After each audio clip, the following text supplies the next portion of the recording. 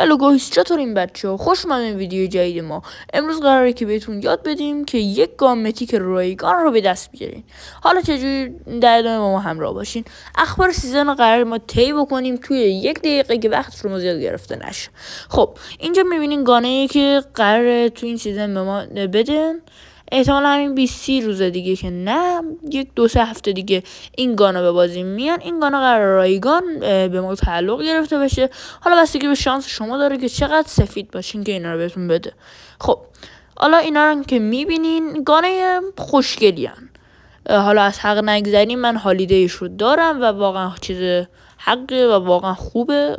اینجا میبینین AK 47 شه، AK 47 هالیدی و بله اینجا خود اسنایپر میبینیم که واقعا اسنایپر حقیه و واقعا من اسنایپرش واقعا ازش خوشم اومد که هالیدی من دارمش و خوبه به نسبته. بچه اینجا میبینیم که من با AK 47 هالیدی الان دارم تست میکنم و بچه AK 47 که من بهتون گفتم قرار بازی بده.